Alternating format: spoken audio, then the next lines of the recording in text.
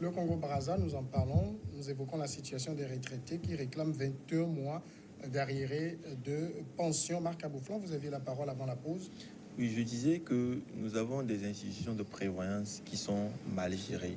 Et nous avons un système social qu'il faut réinterroger, un modèle social qu'il faut réinterroger.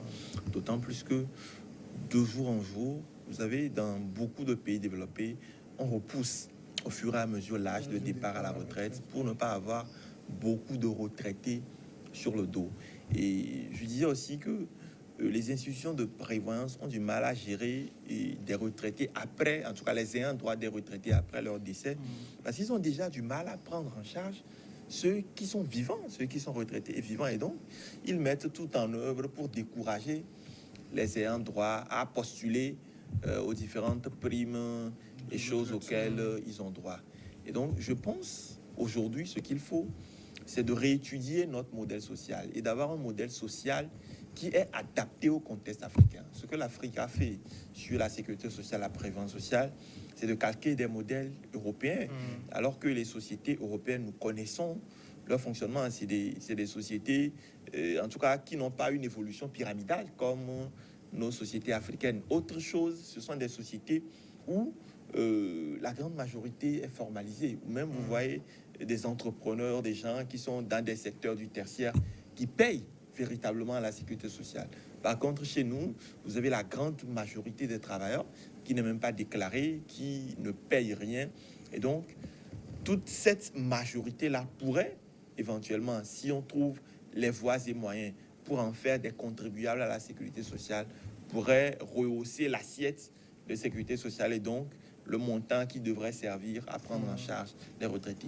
Mais il y a quelque chose que j'aimerais ajouter. Vous savez, quelque part, je pense qu'il faut insister sur la mauvaise gestion. C'est ça, c'est très très important parce que, en fait, ce que vous cotisez, ce n'est pas forcément tout ça qu'on vous donne. Oui. C'est-à-dire, c'est ce que vous gagnez, il y a un pourcentage sur ça. C'est sur la base de ça qu'on définit votre pension, au fait. Et quand vous prenez le SMIC, par exemple, le SMIC, vous comprenez qu'il n'y a pas une forte entrée, forcément, mais le cumul sur la durée, 10, 15, 20, 25, 30, 35 ans pour certains, c'est beaucoup. Mais c'est tout simplement parce que dans nos États, on voit que bon, ces sous-là, peut-être, ils vont venir après 15 ans demander et tout. Et donc, ces sous-là prennent d'autres directions. Et vous voyez généralement le train de vie des agents. Je me souviens qu'il y a eu une année, ici au Togo, où on avait démantelé un réseau au niveau des banques qui payent les retraités. Qu'est-ce qui se passait? Il faut renouveler son certificat de vie chaque année. Et donc, il y a des gens qui sont décédés, peut-être, disons, en février, par exemple, et les familles étant découragées, par exemple, n'ont pas poursuivi le processus pour aller déclarer, par exemple. Et dans d'autres cas, ils n'ont même pas de notion sur comment dirais-je, l'importance du certificat de décès pour aller, parce qu'il y a, il y en a qui n'ont pas de notion là-dessus. Et ces sous-là, on positionne ces sous chaque mois. On les positionne jusqu'à ce qu'à un moment donné, on constate quand même que, au fait, la personne n'existe plus et ces sous-là aussi, la trace est perdue. Et donc, on avait pris une sorte de disposition pour essayer de dire, je crois que à ce niveau-là aussi, il faudra qu'on voit, parce que eux ils savent, parce que je sais qu'une fois, il y avait mon papa qui avait voulu laisser ses sous de janvier jusqu'à, parce qu'il dit, bon, ce qu'il a, ça lui suffit, mais il voudrait avoir un peu en conséquence après 12 mois. Après 12 mois, ça a été la croix et la bannière. Ça a été la croix et la bannière. Et quand tu vois les gens gesticuler, tu comprends qu'entre-temps, ils ont observé une pause de 3-4 mois et se sont dit, bon, il est peut-être déjà parti. Parce qu'ils savent que c'est difficile pour un retraité d'attendre, de faire un cumul de 3, 4, 5, 6 mois, par exemple. Il doit forcément se pointer. Donc, je pense que c'est une problématique qui nécessite une réflexion approfondie. Revoir, je dirais, tous les canaux qui interviennent en matière de la gestion Mais quand on est... Moi, je me rappelle, il y a une époque au niveau de la France, les retraités ont dû même descendre dans la rue. Quand on est dans un pays comme le Congo-Brazzaville, ce n'est pas des choses que je suis sûr ces retraités vont envisager. Est-ce qu'il y a pour eux, au-delà de cette interpellation, une manière de se faire entendre et satisfaire des autorités? Non, mais moi je crois que c'est un début, c'est un début d'action. Donc ils vont faire certes des plaidoyers, mais je crois que les plus hautes autorités du pays ont déjà pris connaissance de ce sujet. Maintenant, s'ils restent amorphes, ils ne réagissent pas, nos papas de l'autre côté seront obligés d'employer des manières fortes. Maintenant, est-ce que l'emploi de ces manières fortes va accélérer les choses et autres là? Mais moi je dis, en abordant le côté de la mauvaise gestion, donc je voudrais dire, disons, l'absence de conscience professionnelle aussi au niveau de tous ceux qui sont les agents. Et c'est ce que Rodrigue disait. Des fois, les pensions sont payées, mais il y a des détournements d'objectifs, des détournements de buts. Donc on abuse des gens et on les traîne des fois même, on les traîne à décès parce qu'ils ont déjà détourné les objectifs. Et dans d'autres pays, ce sont même les employeurs qui font de fausses déclarations, qui ne versent pas les pensions et cela handicape un peu le travail des caisses de sécurité sociale. Il y a un sujet aussi, un aspect pardon, que Rodrigue a soulevé tout de suite, mais je voudrais dire, donc il a bien fait de le souligner parce que lorsque cela s'était posé au Togo, rapidement des dispositions ont été prises, aussi bien au niveau de la Caisse nationale de sécurité sociale que de la Caisse de retraite. Et aujourd'hui, un retraité, au-delà du certificat de vie, est obligé de se présenter pendant cette période-là. Donc, il se présente avec toute cette pièce et c'est en ce moment qu'on coche. Parce qu'avant qu'il n'y ait cette survenue de mauvaises... Même il faisait les certificats de vie. Non, les certificats de vie se faisaient même à distance, donc la personne même n'était pas obligée de se présenter. Mais aujourd'hui, on oblige les gens et on voit même du côté de la caisse de retraite, pour le cas togolais que je connais, au niveau de Clikamé, donc on voit, ils font même les apatams et c'est vrai, ça fait pitié de voir des grabataires qu'on traîne et autres là. Mais il va falloir repenser même la politique de recensement de ces personnes. Pourquoi ne pas aller vers ces personnes, essayer de les recenser et régulièrement leur rendre visite afin que ceux qui profitent de ces décès, de ces morts, n'en profitent plus et ceux qui sont là puissent également. Mais dans le cas d'espèce du Congo-Brazzaville, donc la responsabilité, c'est aux gouvernants. Donc, il faut dire qu'ils n'ont pas été assez prévoyants. Le modèle social peut bel et bien exister, mais lorsque on ne maîtrise pas ce modèle social, lorsqu'on n'a pas les outils nécessaires pour réaliser ce modèle social, il y aura toujours de ces problèmes. Donc, les autorités de Congo-Brazza doivent prendre ce problème à bras-le-corps. Parce que ce qu'ils demandent, ce n'est pas sorcier. 21 mois de pension, donc là, mais il faut même interroger. Il faut même interroger combien, quelle est l'échelle de... Mais ils sont nombreux, ça fait environ 26 000. Non, mais environ 26 000. Mais les 26 000 ne prendront pas, par exemple, 100 000 francs comme pension. Donc, c'est dégressif. Donc là, c'est dire que l'État doit trouver les moyens... Combien cotise aujourd'hui pour payer ces 26 000-là? Oui, c'est ce que je... Oui. Non, mais il y a aussi ça. Parce que la question s'enlève lorsqu'on considère que les 26 600 ont déjà cotisé sur une durée et qu'ils doivent normalement avoir assez de... mais la difficulté, c'est que ça fonctionne un peu comme une pyramide de Ponzi. Ce sont les nouveaux entrants qui cotisent pour rémunérer les anciens. Non, c'est là où justement, c'est là où je parlais en termes de mauvaise gestion, mais de mauvaise foi même des employeurs. Parce que les employeurs ont l'obligation de verser leur part sociale. Et la part sociale, lorsqu'on veut calculer les cotisations du côté de nos caisses de sécurité sociale, ce n'est pas l'employé qui paie disons tout le pourcentage. L'employé paie une partie, mais la société aussi paie. Mais qu'est-ce qui arrive? Des fois, des employeurs véreux font le prélèvement à la base, Et mais ne reversent pas du côté de la caisse de sécurité sociale. Et dans bien de cas, lorsque des gens vont à la retraite et puis font les formalités, c'est en ce moment-là qu'ils se rendent compte que, en fait, leurs employeurs n'avaient pas reversé. Donc, il faudrait rééquilibrer. Si l'employeur, entre-temps, disons, a plié ses bagages, donc où est-ce qu'on peut le retrouver? Donc, ça devient un cas social. Maintenant, on a beaucoup parlé là parce qu'il s'agit de fonctionnaires à la retraite. Les privés, eux, ne sont même pas déclarés. La plupart du temps, pour parler... Non, mais je crois que Samuel veut nous amener à parler de son cas, parce que lui-même... Non, je ne parle pas de mon cas. Non, je pense que... Au-delà de généraliser, je pense qu'il faut aussi relativiser. Il y a l'exigence pour les travailleurs du privé, ou en tout cas d'être déclarés. Je pense que c'est pour ça que dans des pays comme le Togo, nous avons 2 caisses, une pour les retraités, donc les fonctionnaires de l'administration, la CRT, et une pour les travailleurs de l'administration. Mais maintenant, le véritable problème, c'est qu'il y a beaucoup de patrons d'entreprises qui rechignent à déclarer leurs employés à la Caisse nationale de sécurité sociale ou à la Caisse de prévoyance sociale. Et ça, à mon avis, c'est de la responsabilité aussi des employés. Parce que, vous savez, et beaucoup de fois où ça s'est passé, ce sont les employés qui sont restés muets sur ce qui est en réalité un droit qu'ils doivent réclamer. Parce que quand vous n'êtes pas déclaré et que vous travaillez, vous recevez un salaire mensuel, beaucoup se taisent sur les suppositions selon lesquelles, voilà, si je suis le premier à réclamer, on peut me laisser tomber parce qu'il y a beaucoup d'autres qui veulent un tel emploi.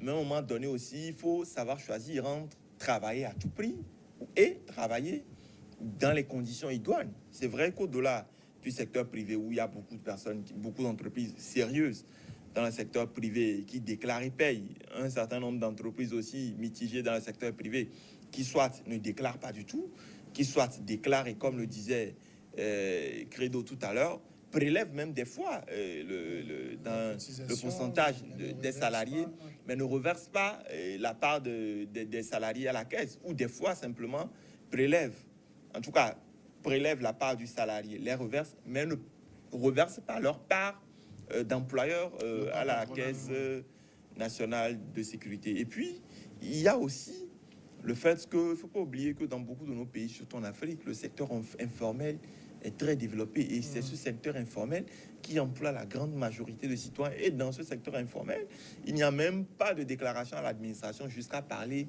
de déclaration à la prévoyance sociale. C'est ça le véritable problème. Et je pense que dans un certain nombre de pays, il y a un combat qui est engagé pour la mutation de ces secteurs informels-là vers un processus plus formel.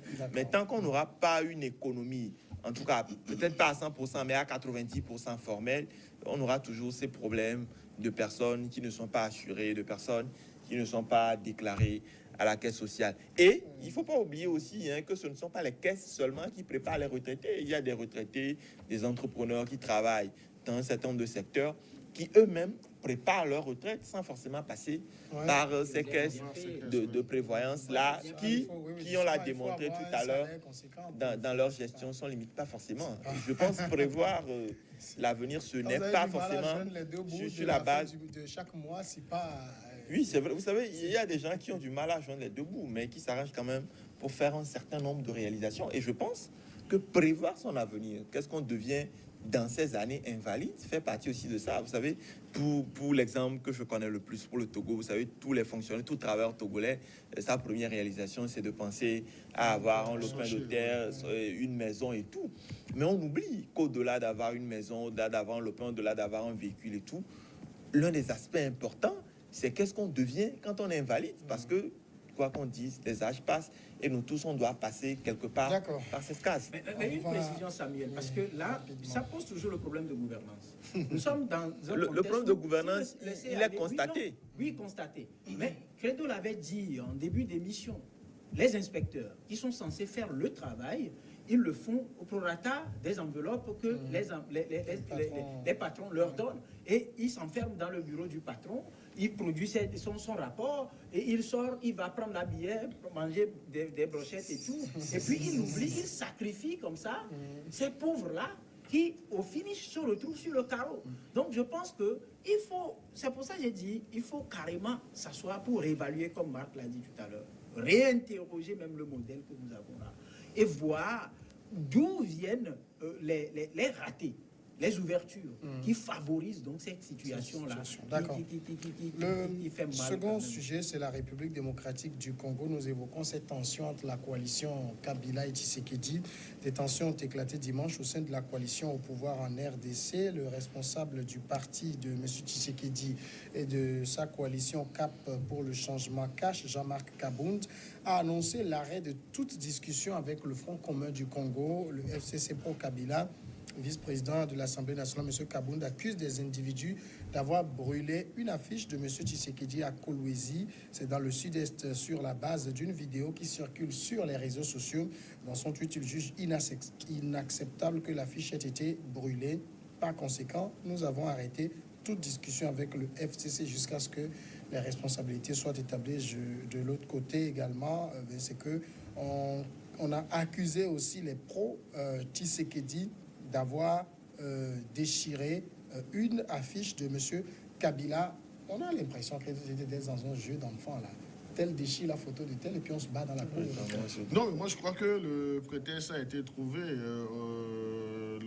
Ce sont les affiches déchirées, mais c'est qu'il y a un malaise au sein de ce mariage-là. Donc ce mariage, nous l'avions dit sur ce plateau que c'est un mariage qui ne va pas, qui n'a pas de beaux jours devant lui, qui ne va pas prospérer. Donc c'est un prétexte qu'ils ont trouvé, que des gens, des militants aient pu commettre ces actes inciviques. Voilà que c'est porté à un haut niveau. Donc c'est dire que la cohabitation n'est plus tellement facile entre les deux meilleurs amis d'hier pour essayer de passer le pouvoir d'une autre façon que nous connaissons. Donc aujourd'hui, cela dénote que la lune de miel est déjà passée entre Kabila et puis Tshisekedi. Donc maintenant, ce sont les adversités qui vont prendre corps. Ce sont les tiraillements qui vont se définir dans leur relation. Mais, Rodrigue Gaego, on n'est pas ici dans une configuration où ce sont les deux leaders qui se font la guerre, ou bien ils se font la guerre par militants interposés. Au soleil couchant, les Indiens font la guerre, dit-on. Vous savez, aujourd'hui, la voix s'élève beaucoup plus dans le camp de Félix Tshisekedi, qui s'attaque au fait que la fiche du président aurait été déchirée. Et l'autre est dans le contexte de défense qui dit non, on a également déchiré la fiche de Kabila.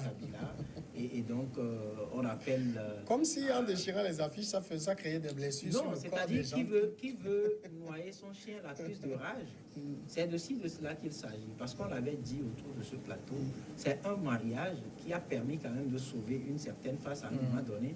Mais le président, Félix Tshisekedi, a quand même à un moment donné besoin d'avoir les mains libres pour diriger son pays, parce qu'il sera comptable demain.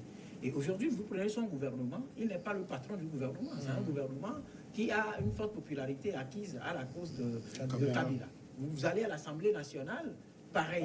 Donc, pratiquement au niveau du Sénat, pareil. Donc, dans l'appareil qui dirige le pays, il est minoritaire. Et donc, c'est de bonne guerre. Quand on a une assise confortable,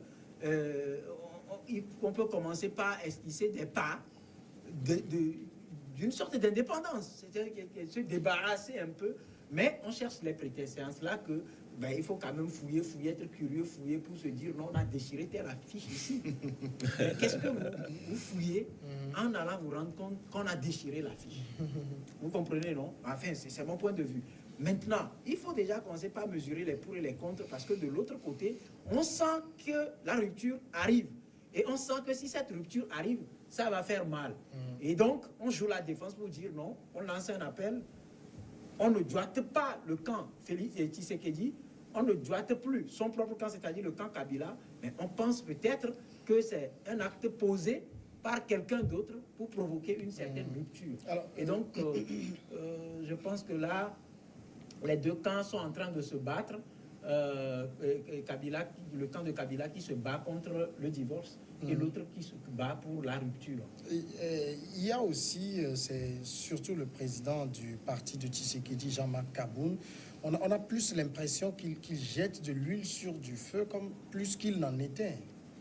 Moi, je n'ai pas l'impression qu'il y a un véritable problème entre les acteurs politiques, ou en tout cas entre le FCC et le FKK.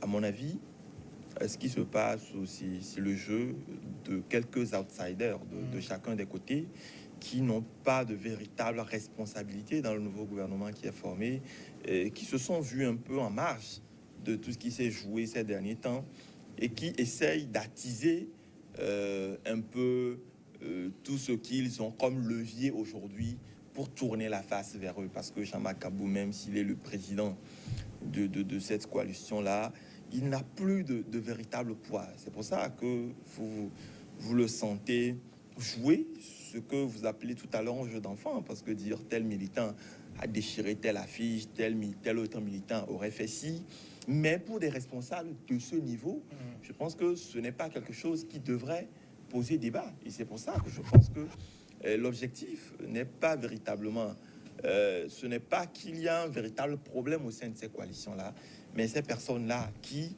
n'ont pas eu de responsabilité réelle après le partage du pouvoir veulent attirer les objectifs vers eux pour, pourquoi pas, avoir une nouvelle responsabilité. Et c'est le lieu d'appeler à la raison les deux acteurs, parce que chacun en réalité connaît son poids réel. Félix Tshisekedi et sa coalition savent qu'il ne serait jamais au pouvoir s'il n'y avait eu ce cadeau, même si moi je le qualifie toujours de cadeau empoisonné, s'il n'y avait pas eu ce cadeau de la part de Kabila. Et donc, au-delà de tout ce qu'il peut y avoir comme dispute, chacun sait raison garder, chacun connaît son poids réel. Et également au niveau du camp Kabila, on est conscient, même si on a tous les leviers, même si on possède le gouvernement, on possède les élus locaux, on possède l'Assemblée nationale, on est conscient qu'au palais de la présidence, ce n'est plus eux et qu'il va falloir en toute chose composer avec l'élu. Et donc, à mon avis, durant tout le mandat de Tshisekedi, il y aura des disputes, il y aura des mésententes, mais jamais personne n'osera franchir la ligne qu'il faut pour véritablement déranger son adversaire ami. Personne n'osera franchir la ligne. Tous vont se contenter de ces petits jeux-là pendant la durée du mandat. Credo Tété, je l'ai dit, hein, c'est plus une dispute entre petits militants sur le terrain. Quand, par exemple, Jean-Marc Kabou dit « Nous avons décidé d'arrêter toute discussion », on n'a pas l'impression d'entendre un leader politique qui prend de la hauteur, là.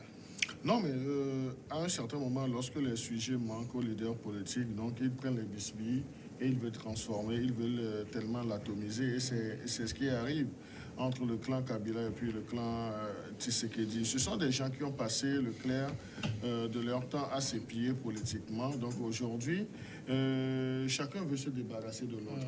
Et celui qui a cette ambition même d'avoir les mains libres pour diriger le pays, c'est le clan de M. Tshisekedi.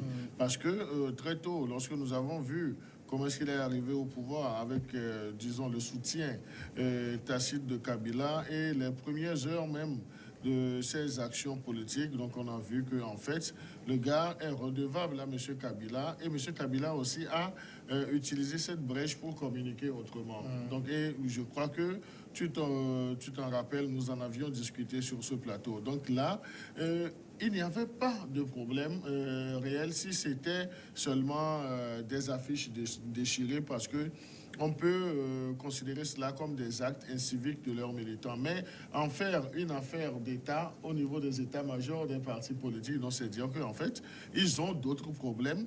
Ils ont d'autres problèmes qu'ils ne veulent pas soulever sur la place publique, mais ils trouvent des prétextes pour se faire la guerre. Et ce n'est que le début, disons, des dissensions qui vont faire jour très prochainement. Et puis vous allez voir la virulence même des propos ou bien du langage politique qui est employé. Ça va montrer sa vraie face dans les semaines, dans les mois à venir. Il urge, par exemple, que Félix Tshisekedi calme son camp. Non, je pense que si vous suivez d'abord la tonalité des deux côtés, vous comprenez que c'est un Félix Tshisekedi qui prend l'initiative et, comme je l'ai dit, c'est un camp Kabila à qui plutôt le divorce ferait mal. Quoi qu'on dise, quand vous prenez les tests de la République, le pouvoir est donné quand même au président. Lorsque, par exemple, les conditions sont réunies de dissoudre, que ce soit Sénat, que ce soit Assemblée. Kabila en avait fait usage plusieurs fois. Et donc, par exemple, si aujourd'hui, Tshisekedi se dit, bon, d'accord, je vais aller à ça, ça va provoquer ce qu'on peut appeler tollé, ça va essayer de bousculer. Mais n'oubliez pas que dans les premières heures de la présidence ou de la session de Félix Tshisekedi au pouvoir, il y a eu un peu de bousculade au niveau du camp Kabila, où les gens ont cherché à rallier rapidement l'autre côté, parce que s'entend une mort prochaine va arriver. Et donc aujourd'hui, si lui, il prend le courage de prononcer ce divorce, ça va beaucoup plus faire du mal à l'autre camp. Parce qu'ils savent que c'est le président. Ouais. Et le président aujourd'hui, certainement, quand vous voyez, c'est pas certainement qu'il a déjà les mains sur des commandes données. C'est vrai que sur papier, on dit à l'Assemblée, il y a ci, il y a ça. Mais les leviers du pouvoir, peut-être qu'il a déjà ces leviers-là et il peut chercher à en faire usage. Parce que c'est eux qui prennent aujourd'hui l'initiative. Quand le président du parti va jusqu'à dire, nous avons décidé de rompre toute discussion, c'est assez fort. Là, c'est juste que c'est une position préparée. On cherchait parle au nom du président, au nom du parti, au nom de qui? Quand il dit nous avons décidé, c'est les partis. Il est président de parti. Et nous, ça ne peut pas être lui. Mais il le dit et il ne peut pas parler sans l'accord du président. Et si on estime que c'est sans l'accord du président, le silence du président, mais qui ne dit rien comme ça.